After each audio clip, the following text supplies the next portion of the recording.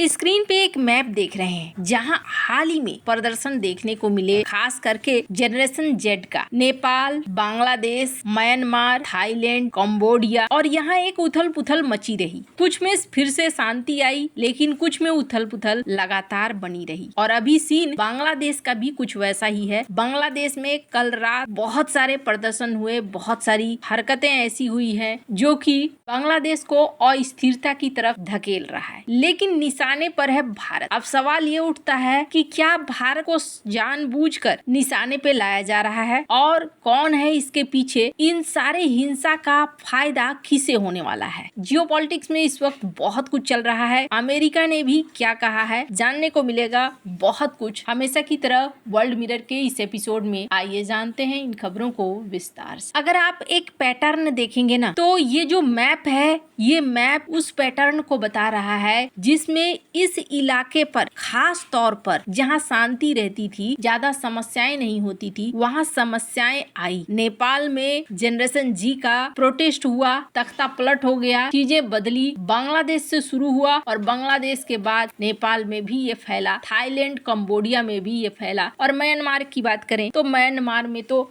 हलचल साल 2021 से ही है और ये आगे बढ़ता चला गया।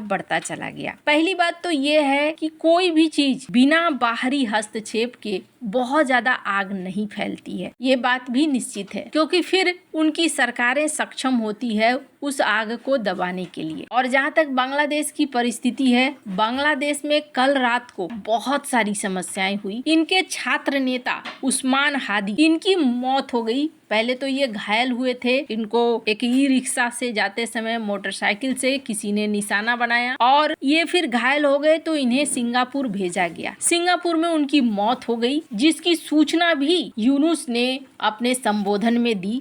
আমি আপনাদের সামনে হাজির হয়েছি অত্যন্ত হৃদয় বিদারক একটি সংবাদ নিয়ে। সিঙ্গাপুরে চিকিৎসাধীন জুলাই গণঅভ্যুত্থানের সম্মুখভাগের অকুতোভয় যোদ্ধা ও ইনকলাব মঞ্চের মুখপাত্র শরীফ ওসমান হাদি আর আমাদের মাঝে নেই। ইন্না লিল্লাহি ওয়া ইন্না ইলাইহি রাজিউন।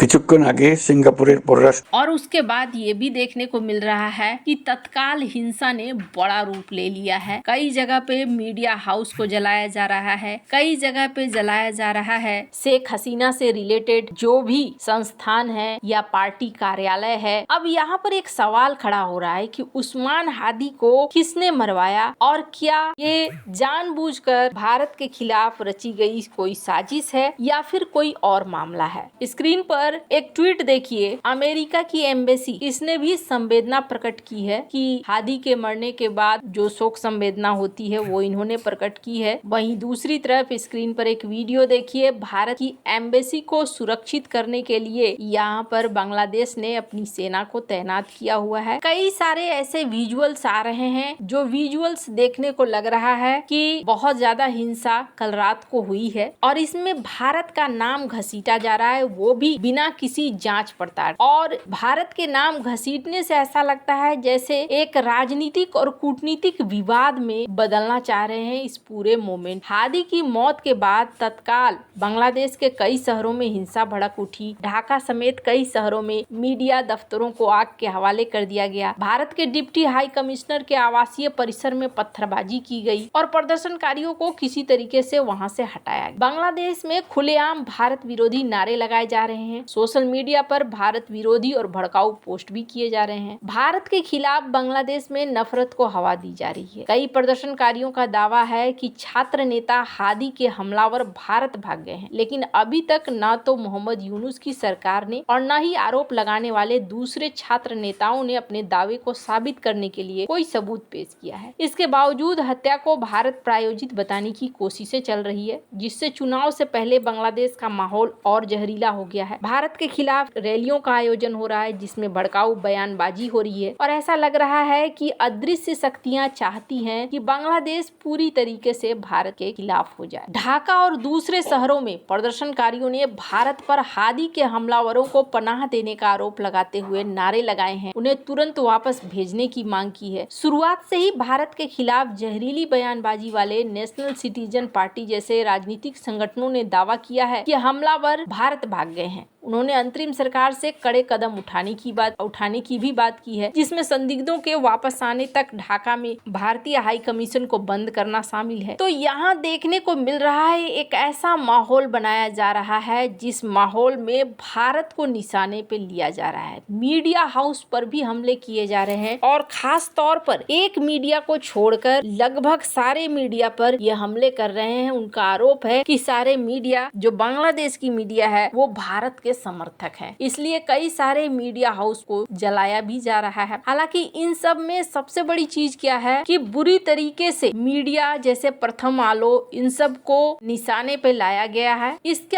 अलावे सबसे बड़ी चीज है अल्पसंख्यकों की सुरक्षा। अब वहाँ पर आगे अल्पसंख्यकों को लेकर भी कहा जा रहा है, कुछ ऐसी खबरें आ रही हैं जो कि ठीक नहीं है, दुखद है। स्क्रीन पर एक आर्टिकल देखिए जिस आर्टिकल में ये कहा जा रहा है कि कहीं न कहीं पाकिस्तान ISI के जरिए अपने आप को एक बार फिर से बांग्लादेश में इस्टेब्लिश करना चाहता है और बांग्लादेश के आर्मी को कंट्रोल में रखना चाहता है। ये एक्स डिप्लोमेट है सिकरी, इनका कहना है कि जिस तरीके से चल रहा है ऐसे में ऐसा ही लग रहा है। खैर अब भारत की बात अगर करें तो एक बात तो साफ है कि भारत के लिए अब समस्या सिर्फ 2.5 की नहीं रह गई है। एक तरफ चाइना, दूसरी तरफ पाकिस्तान, तीसरा तरफ बांग्लादेश और 0.5 घर के अंदर भी है। तो ऐसी समस्या अब भारत को आने वाले समय में देखनी पड़ेगी और उसे हल करने के लिए तैयार रहना पड़ेगा। जहां तक बात है बॉर्डर की, तो भारत का बॉर्डर 93% पाकिस्तान से लग चुका है। इसके अलावा 80%